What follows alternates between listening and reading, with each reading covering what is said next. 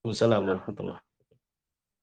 نحمده ونستعينه ونستغفره ونعوذ بالله من شرور أنفسنا ومن سيئات أعمالنا من يهده الله فلا مضل له ومن يضلل فلا هادي له أشهد أن لا إله إلا الله وحده لا شريك له وأشهد أن محمدا عبده ورسوله اللهم صل وسلم وبارك على نبينا محمد وعلى آله وصحبه أجمعين أما بعد يا أيها الذين آمنوا اتقوا الله حق تقاته ولا تموتن إلا وأنتم مسلمون يا أيها الناس اتقوا ربكم الذي خلقكم من نفس واحدة وخلق منها زوجها وبث منهما رجالا كثيرا ونساء واتقوا الله الذي تساءلون به والأرحام إن الله كان عليكم رقيبا يا أيها الذين آمنوا اتقوا الله وقولوا قولا سديدا يصلح لكم أعمالكم ويغفر لكم ذنوبكم ومن يطع الله ورسوله فقد فاز فوزا عظيما فإن أصدق الحديث كتاب الله وخير الهدي هدي محمد صلى الله عليه وسلم وشر الأمور محدثاتها وكل محدثة بدعة وكل بدعة ضلالة أما بعد. Kaum muslimin wa muslimat, saudara sekalian, terutama yaitu yang tergabung dalam channel Tunanetra Indonesia Mengaji. Alhamdulillah pada sore hari ini Allah Subhanahu wa taala memberikan kesempatan kepada kita untuk bertemu online dalam majelis Tabul Ilmi. Semoga Allah Subhanahu wa taala selalu memberikan kepada kita hidayahnya, kemudahan untuk beribadah lahir batin, sehingga memberikan sebab kita untuk mendapatkan kebahagiaan, keselamatan di dunia dan di akhirat. Adapun untuk kesempatan kita sore hari ini, insyaallah taala kita akan lanjutkan kajian kita tentang tafsir Al-Quran dalam juz sama dari belakang, yang kita pada kesempatan kali ini insyaallah taala akan bersama-sama mengkaji surat An-Nasr. Surat An-Nasr yakni salah satu dari surat-surat dalam juz amma yang ringkas, surat yang ke-110 yang banyak anak-anak hafal, dan insya Allah banyak juga di antara kita yang hafal. Ini termasuk surat Makkiyah, surat-surat Madaniyah, surat yang turun di kota Madinah setelah hijrah Nabi Sallallahu Alaihi Wasallam. Dan di dalam surat ini mengandung banyak faidah, banyak manfaat, banyak petunjuk, sebagaimana insyaallah taala akan kita kaji bersama insyaallah taala. A'udzu billahi minasyaitonir rajim. Bismillahirrahmanirrahim. Idza jaa nasrullahi wal fath.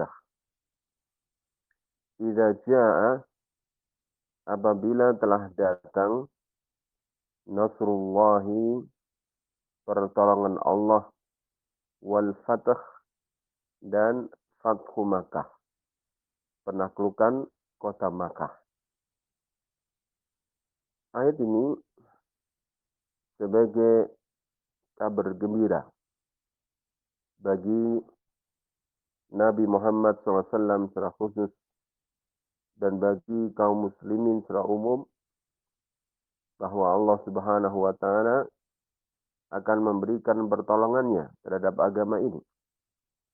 Demikian pula bahwa Allah Subhanahu wa taala akan memberikan penaklukan kota Makkah kepada Nabi SAW dan para sahabat-sahabatnya. Maka ini termasuk berita yang akan terjadi. Ini termasuk kabar gembira terhadap peristiwa yang akan terjadi. Kemudian terjadilah apa yang terjadi sesuai dengan perintah Allah Subhanahu wa taala, yaitu Allah Subhanahu wa taala memberikan kepada nabinya, kepada para sahabat, kepada kaum muslimin kemenangan dalam Fathu Makkah, penaklukan kota Makkah, yang hal itu terjadi pada tahun 8 Hijriah pada bulan Ramadan. Hal ini menunjukkan bahwa Al-Quran benar-benar datang dari sisi Allah Subhanahu wa taala yang Maha mengetahui segala sesuatu, yang Maha mengetahui apa yang akan terjadi, sehingga Allah memberikan berita apa yang akan terjadi, kemudian terjadilah apa yang Allah beritakan. Maka ayat ini atau surat ini termasuk mukjizat Nabi Muhammad sallallahu alaihi wasallam. Berita yang akan terjadi, kemudian terjadi apa yang diberitakan. Kemudian Allah Subhanahu wa taala berfirman, "Wa ra'aitan nasa yadkhuluna fi dinillahi afwaja." Wa ra'aitan nas, dan engkau wahai Nabi pasti akan melihat orang-orang yadkhuluna fi dinillahi, mereka akan masuk agama Allah, agama Islam, afwaja, dengan berbondong-bondong.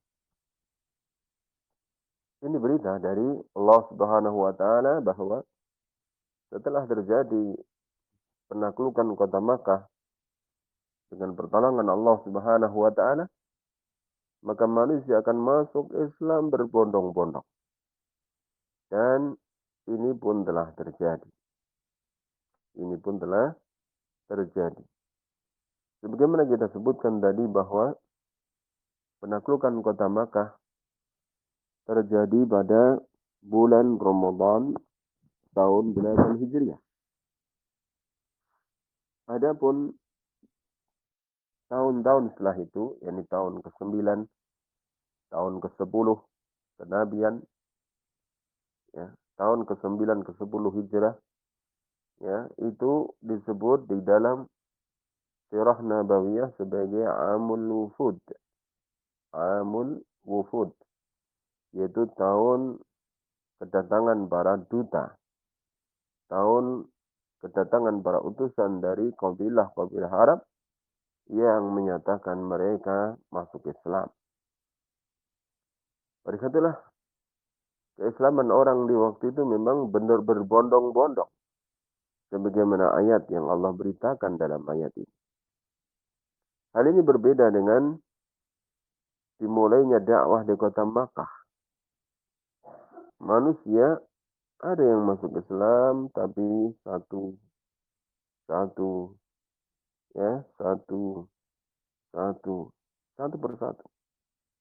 tidak berbondong-bondong. Dan itu pun orang masuk Islam di kota Makkah waktu itu diliputi dengan ketakutan, sehingga banyak di antara mereka yang masuk Islam dengan sembunyi-sembunyi, tidak berani terang-terangan, karena akan berhadapan dengan keganasan orang-orang kafir Quraisy. Ini sekali lagi, ayat yang kedua ini menunjukkan kebenaran Al-Quran sebagai kalamullah, kebenaran Nabi Muhammad sallallahu alaihi wasallam sebagai utusan Allah, dan kebenaran agama Allah Subhanahu wa taala, agama Islam. Kemudian termasuk juga apa yang perlu kita ketahui di sini, bahwa kenapa bangsa Arab masuk Islam berbondong-bondong setelah Fathu Makkah. Perlu diketahui bahwasanya di tanah Arab zaman dahulu terutama, termasuk zaman sekarang, ya, sistem kabilah itu sangat kuat. Sistem kabilah itu sangat kuat. Ketika Nabi Muhammad SAW mendakwahkan agama Islam kemudian terdapat penentangan dari orang-orang kafir Quraisy dengan mereka menentang dengan penentangan yang luar biasa, banyak orang-orang di sekitar Makkah, kabilah-kabilah Arab, mereka menanti. Ya, ini siapa yang menang antara Nabi SAW dengan orang-orang Quraisy? Yang menang itulah yang benar. Itu anggapan orang-orang Arab waktu itu. Kenapa? Karena orang-orang Quraisy itu tinggal di tanah suci Makkah. Orang-orang Quraisy itu menjadi juru kunci Ka'bah. Orang-orang Quraisy itu mengurusi Masjidil Haram, Ka'bah. Dan mereka mengurusi semuanya. Dan kota suci adalah kota Makkah, kota suci. Ka'bah tempat suci bagi mereka bangsa.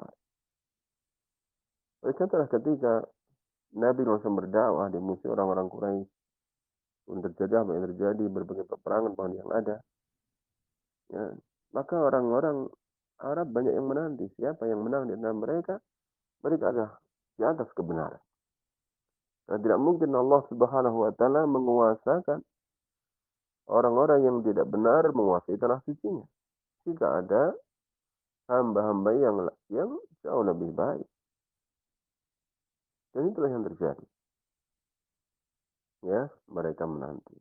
Dan ketika umat Islam menang dalam Fathu Makkah, dengan kemenangan yang luar biasa, dengan kemenangan yang pantas dicatat dengan tinta emas, ya, maka umat Islam semakin agung kedudukannya.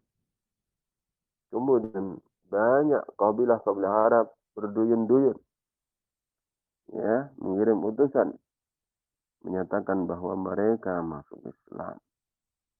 Mereka masuk Islam. Demikianlah sejarah ringkas tentang berbondong-bondongnya bangsa Arab masuk Islam setelah Fathu Makkah. Kemudian Allah telah berfirman, "Fasabbih bihamdi rabbika wastaghfir. Innahu kana tawwaba." Fasabbih bihamdi rabbika, maka sucikanlah dengan memuji Rabbmu, wahai Nabi. Wastaghfirhu, dan mohonlah ampun kepada. Innahu kana tawwaba. Sesungguhnya dia Allah Subhanahu wa Ta'ala benar-benar Maha menerima taubat. Maha menerima taubat. Dalam ayat ini Allah SWT memberikan perintah, ya, bagaimana menghadapi kemenangan yang Allah anugerahkan. Bagaimana menghadapi Fathu Makkah yang Allah anugerahkan. Yaitu dengan banyak bertasbih kepada Allah Ta'ala, dengan mengagungkan Allah Subhanahu wa Ta'ala, memuji Allah Ta'ala, dan dengan beristighfar, mohon ampun kepada Allah Subhanahu wa Ta'ala. Dan Allah itu Maha menerima taubat, Maha mengampuni, Maha menyayangi hamba-hamba yang beriman. Kaum muslimin dan muslimat, ikhwan akhwat, channel, ya, Sunnah Mitra Indonesia Mengaji, alhamdulillah, inilah surat yang agung, ya, dengan 3 ayat yang begitu agung. Kemudian dari surat ini kita simpulkan, ya, beberapa hidayah ayat, ya, beberapa petunjuk ayat-ayat yang tadi telah kita sebutkan sebagian. Yang pertama, bahwa kandungan surat ini adalah al-bisyarah, kabar gembira. Kabar gembira. Yang disebutkan oleh Syekh Abdurrahman bin Nasr as-Sa'di rahimahullah, dalam tafsir ayat beliau, tafsir surat ini dalam tafsir beliau, tafsir Sa'di atau Taisir Karim Rahman, tafsir Kalamil Manan, beliau mengatakan fal bisyarah ia al bisyaratu binasrillahi li rasulihi wa fathihi makkah wa dukhulin nasi fi dinillahi afwaja.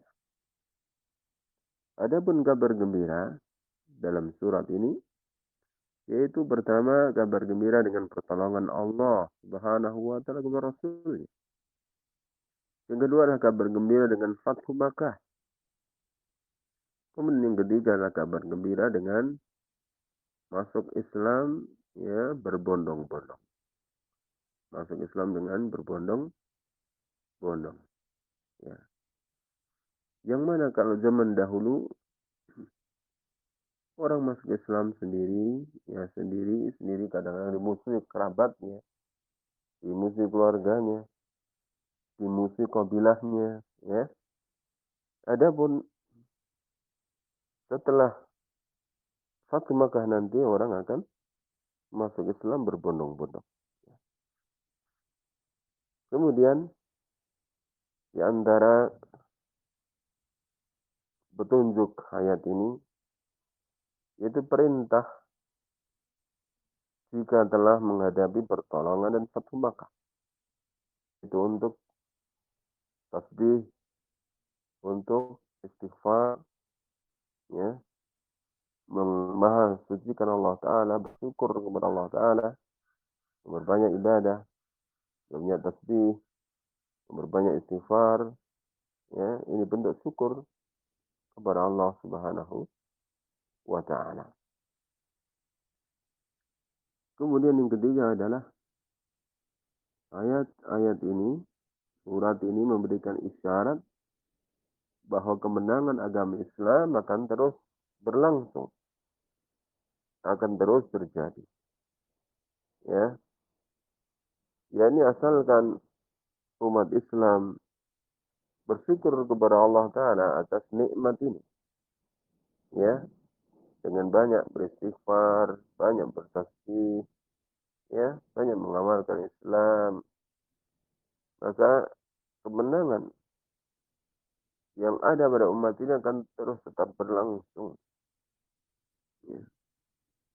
Dan itu terjadi dalam sejarah. Kita mengetahui bagaimana setelah wafat Nabi SAW, para pemimpin dilanjutkan oleh Khulafaur Rasyidin.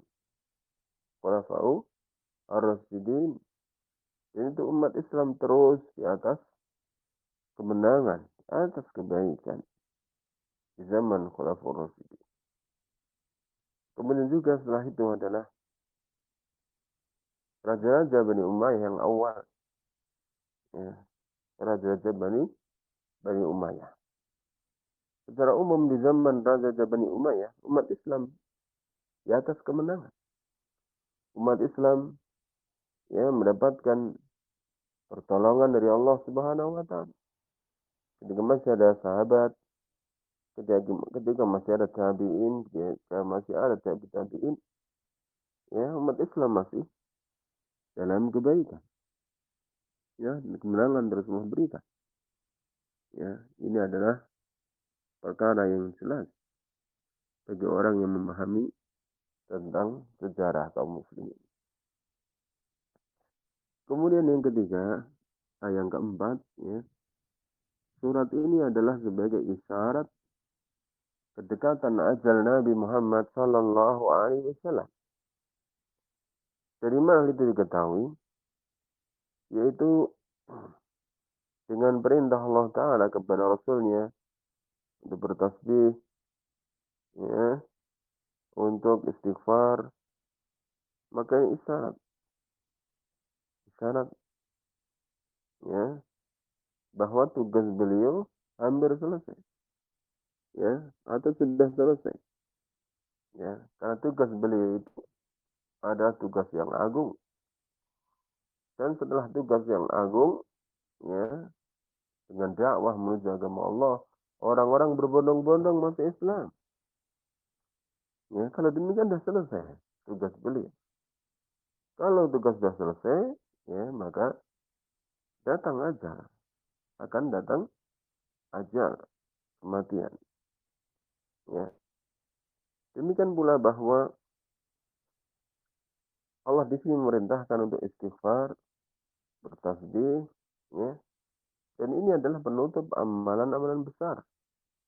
Oleh karena setelah sholat kita dituntunkan untuk istighfar, ya. Setelah haji kita dituntunkan untuk istighfar. Jadi amalan yang besar ditutup dengan apa? Dengan istighfar. Ya, oleh karena ini sebagai syarat bahwa ajal Nabi Shallallahu Alaihi Wasallam itu telah dekat. Dalam bab ini ada satu kisah. Ada satu kisah yang diriwayatkan Imam Al-Bukhari, ya, dari sahabat Abu uh, di sebuah kisah ya yang diriwayatkan oleh disebutkan Imam uh, Ibnu Katsir yang tafsirnya, ya, Imam Ibnu Katsir yang tafsirnya, ya, diriwayatkan Imam Al-Bukhari di dalam kitab sahihnya, di dalam kitab sahihnya dari sahabat Ibnu Abbas radhiyallahu anhu. Imam Al-Bukhari rahimahullah meriwayatkan dengan sanadnya Ibnu Abbas dari Ibnu Abbas, qala beliau berkata, kana Umaru yudkhiluni ma'asyakhi Badrin. Bahwa Umar bin Khattab, Khalifah Umar bin Khattab, memasukkan aku bersama orang-orang tua para sahabat Nabi yang ikut perang Badar. Faka'anna ba'dahum wajada fi nafsihi. Sepertinya, ya, sebagian mereka marah, ya, dengan kejadian itu. Faqala lima yadkhulu hadha ma'ana wa lana abna'un mislu. Dan dia mengatakan, kenapa bocah ini masuk bersama kami? Ya, sedangkan kita punya anak seperti dia. Abdullah bin Abbas masih sangat muda. Ya. Ketika Nabi Muhammad SAW wafat, waktu itu Abdullah bin Abbas, ya,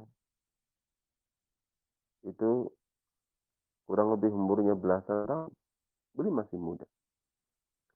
Tetapi ternyata Umar bin Khattab radhiyallahu anhu yang memasukkan Ibnu Abbas ini ke dalam rombongan, ya, para penasihat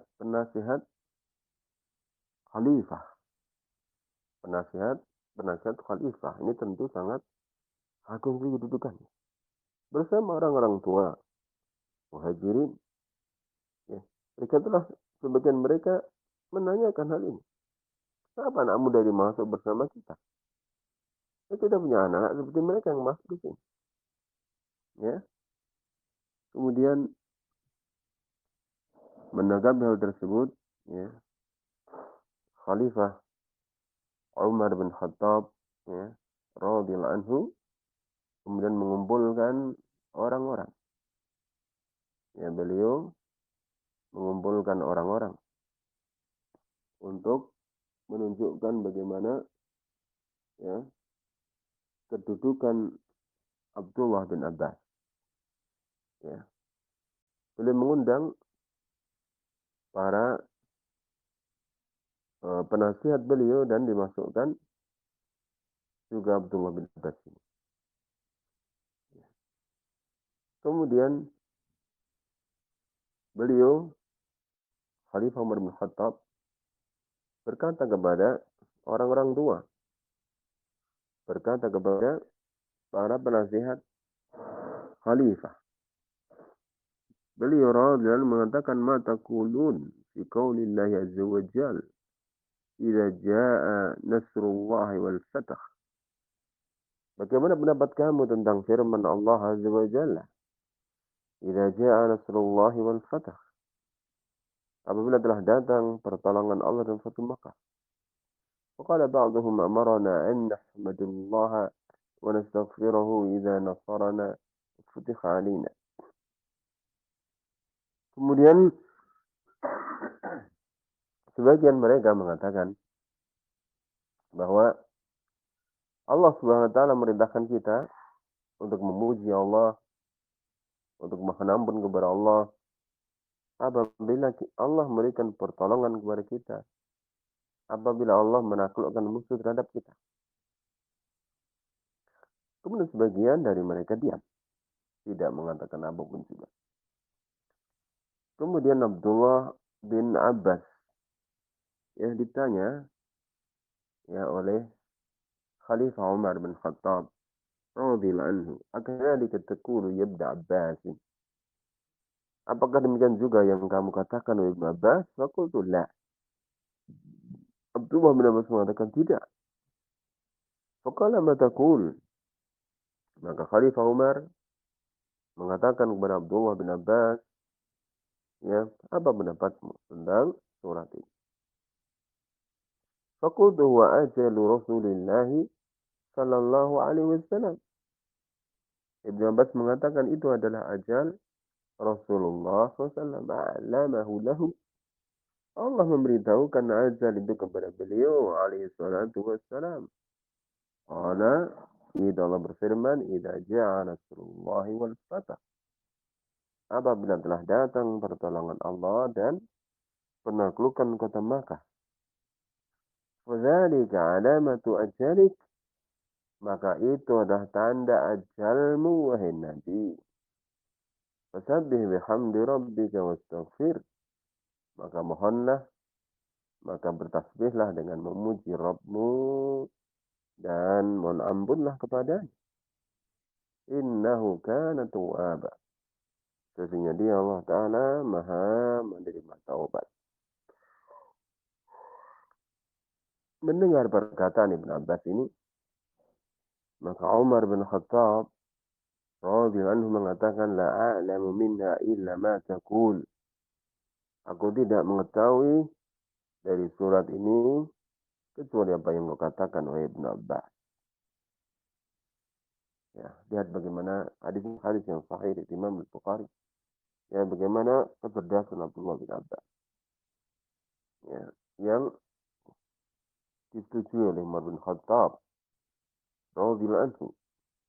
Yang ini samar dari banyak para sahabat-sahabat besar yang menunjukkan kelebihan, keutamaan, keistimewaan Abdullah bin Abbas, terutama dalam masalah tafsir dibandingkan para sahabat yang lain. Kemudian petunjuk yang kelima adalah bahwa Nabi Muhammad SAW melaksanakan perintah Allah dalam ayat tersebut. Maka beliau banyak beristighfar, beliau banyak memuji Allah Ta'ala, di dalam rukuk beliau dan sujud beliau, untuk mengamalkan perintah Allah Subhanahu wa Ta'ala dalam ayat ini, dalam surat ini. Beliau banyak membaca ayat, membaca kalimat Subhanakallahumma bihamdika Allahumma ighfirli. Subhanakallahumma bihamdika Allahumma ighfirli. Maksudnya engkau ya Allah, dan dengan memujimu, ya Allah ampunilah aku. Beliau banyak mohon ampun kepada Allah, banyak bertaubat kepada Allah Subhanahu wa Ta'ala. Bahkan dilihatkan dalam satu majelis, kadang beliau beristighfar, itu kadang lebih dari 100 istighfar dalam sekali duduk. Maka ini adalah teladan yang agung, teladan yang luar biasa untuk banyak istighfar, mohon ampun kepada Allah Subhanahu wa Ta'ala. Kaum muslimin wal muslimat, ikhwan, akhwat, saudara sekalian yang tergabung dalam channel Tunanetra Indonesia Mengaji, ya. Demikianlah mungkin yang kita sampaikan tentang surat ini, dan sebelumnya mohon maaf ya, suara mungkin tidak begitu jelas, ya. Kemudian sedikit diiringi batuk-batuk kadang-kadang, ya mohon maaf, ya. Semoga Allah SWT selalu memberikan kebaikan bagi kita semua, kesehatan bagi kita semua, keberkahan bagi kita semua, ya. Kemudian waktu kami aturkan kepada pembawa acara, ya, billahi taufiq. Ya, naam. Jazakallahu khairan katsir Ustadz yang sudah menyampaikan untuk tafsir Quran surat An-Nasr beserta faidah-faidah yang terkandung di dalamnya. Ya, barangkali tanya jawab ya Ustadz ya, sekitar 10 menit gimana Ustadz? Ya, apa? Ya. Ya, para jemaah semuanya, tiba saatnya kita sesi tanya jawab.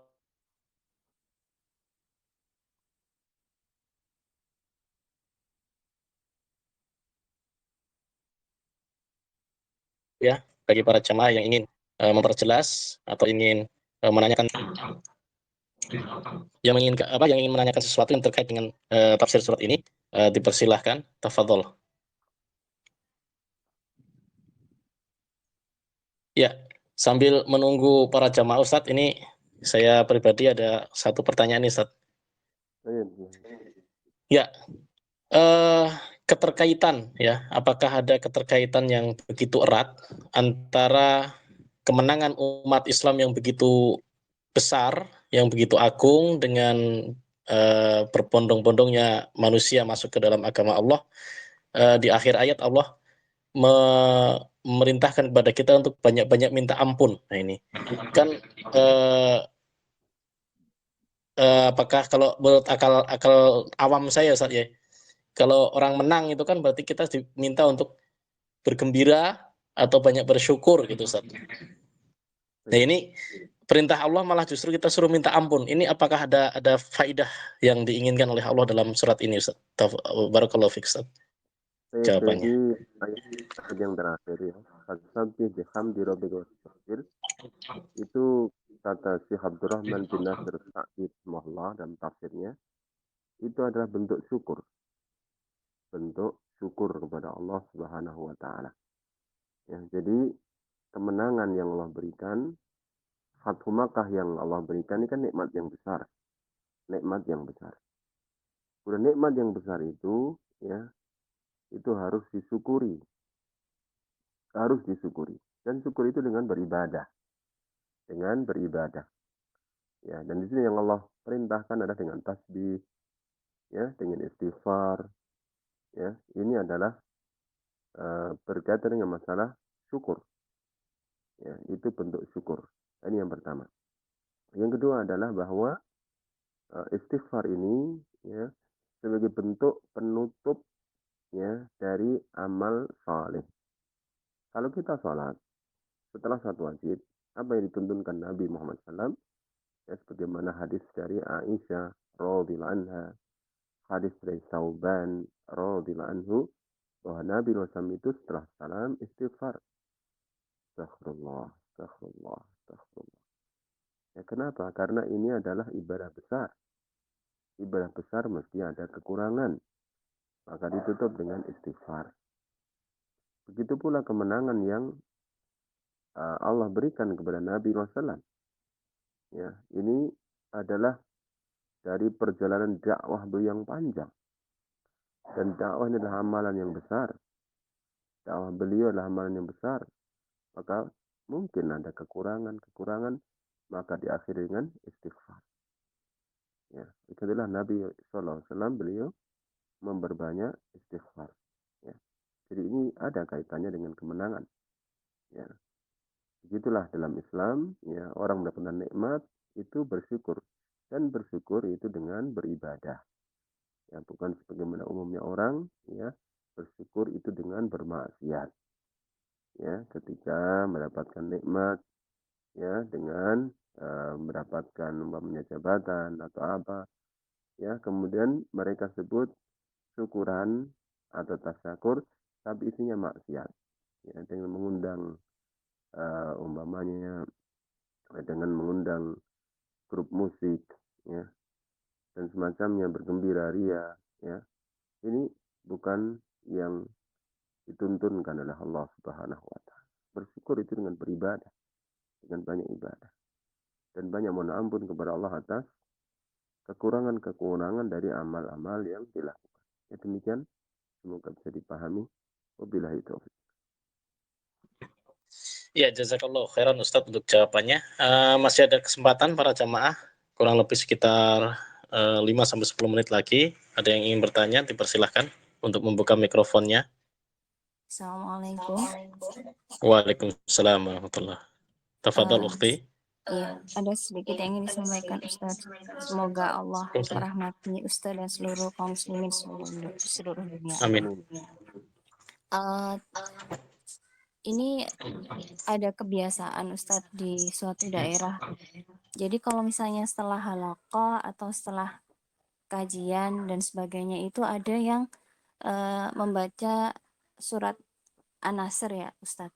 Nah, itu sebenarnya memang ada dalil sahihnya atau bagaimana Ustadz? Jazakallahu barakallahu fiik. Baik, ya. Jadi perlu kita sampaikan ya, ada dua kaidah berkaitan dengan perbuatan manusia. Pertama, jika perbuatan manusia itu berupa ibadah, yaitu kita menghendaki pahala dari Allah, kita menghendaki kebaikan dari Allah, ya, maka ibadah seperti ini kaidahnya adalah harus dengan tuntunan. Di dalam usul fikih disebutkan al-aslu fil ibadati atau kif. Ya, asal ibadah itu mengikuti tuntunan. Ya, semata tidak ada tuntunan, ya kita nggak melakukan. Ya, tapi kalau kita belum mengetahui, ya jangan mengingkari. Ya, ini dalam masalah ibadah. Yang kedua adalah ya kaidah damlaslah perbuatan, ya, yang kita ingin mendapatkan maslahat dunia, kebaikan dunia, ya, seperti muamalah, hubungan antar manusia, ya, masalah bekerja, ya, atau masalah lain yang berkaitan dengan masalah dunia. Jadi kita ingin mendapatkan kebaikan dunia, maslahat dunia, manfaat dunia. Maka kaidahnya adalah ya, al-aslu fil asya'i al-ibahah. Ya, hukum asal segala sesuatu itu boleh. Selama tidak ada larangan, itu boleh. Ya. Adapun yang ditanyakan ini termasuk masalah ibadah. Ini setelah bermajelis kemudian membaca surat An-Nasr ini termasuk ibadah. Ya. Yang saya ketahui wallahu ta'ala alam bahwa setelah bermajelis, ya, yang dituntunkan itu Nabi SAW biasa berdoa. Biasa berdoa yang dituntunkan. Ya, termasuk yaitu doa kafaratul majlis. Doa kafaratul majlis. Ya, dengan mengucapkan subhanakallahumma bihamdika asyhadu an la ilaha illa anta astaghfiruka wa atubu ilaik. Dan manfaatnya adalah apa? Di dalam majlis tersebut jika terdapat kebaikan-kebaikan maka ditempel dengan doa. Dan jika ada keburukan-keburukan maka dihapus dengan doa ini. Ya. Ini yang anak ketahui ya dari yang dituntunkan setelah bermajlis demikian. Adapun tentang membaca surat An-Nasr setiap habis majelis maka saya tidak mengetahui. Ya. Tidak mengetahui. Ya demikian. Wabillahi taufiq. Ya, jazakallah khairan Ustadz untuk jawabannya. Saya rasa sudah jelas ya untuk Ummu Khalid ya dari Bandung. Ya, selanjutnya masih ada satu kesempatan lagi, 5 menit lagi. Para jamaah barangkali ada yang ingin masih bertanya. Tafadhol. Terkait dengan tafsir atau faidah Quran surat An-Nasr. Dipersilahkan bagi ikhwan ataupun akhwat yang ingin bertanya, masih ada kesempatan sekitar 5 menit lagi sebelum kita akhiri kajian ini.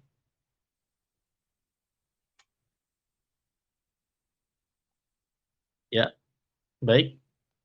Kalau sudah tidak ada, barangkali kita cukupkan ya Ustaz ya. Barangkali ada sedikit Iya. closing Ustaz. Tayyib, jadi alhamdulillah ya kita selesai tadi mengkaji surat Al-Fatih ya, dan mengkaji ayat Al-Quran ya, itu termasuk amalan yang agung ya, karena Al-Quran itu kalamullah ya, dan sebaik-baik perkataan ya. Oleh karena itulah mengkaji ayat-ayat Al-Quran ya, ini termasuk amalan yang sangat agung. Demikian pula bahwa dengan mengkaji Al-Quran ya, itu akan menambah iman seseorang. Ya, sebagaimana firman Allah Ta'ala ketika menyebutkan tentang sifat ya, orang-orang yang bertakwa ya, sifat orang yang bertakwa ya, di dalam surat Al-Anfal ya, di antaranya yaitu Allah mengatakan dalam ayat yang kedua, wa idza tuliyat alaihim ayatuhu zadatuhum imana. Dan apabila dibacakan kepada orang yang beriman ayat-ayat Allah, maka ayat-ayat itu menambah keimanan kepada orang yang bertakwa. Maka semoga dengan kita mengkaji ini bertambah iman kita. Ya, karena iman itu bisa bertambah, bisa berkurang. Dan bisa bertambah sebesar gunung, ya, bisa berkurang, dan bahkan bisa layu dan hilang. Kita harus jaga iman kita, ya, karena iman itu adalah modal kebaikan dunia dan akhirat.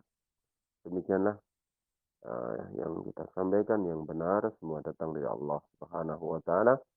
Jika ada yang salah dari saya pribadi, dan semoga Allah telah mengampuni kita semua. Semoga Allah memudahkan kita melakukan ketaatan, menjadi kemaksiatan. Sallallahu ala nabiyyina Muhammad wa ala alihi wa sahbihi ajma'in. Alhamdulillahirabbil alamin. Assalamualaikum warahmatullahi wabarakatuh. Waalaikumsalam warahmatullahi wabarakatuh. Jazakallahu khairan akhir untuk Ustadz Muslim Al-Athari yang sudah meluangkan waktunya dan memberikan ilmunya kepada kita.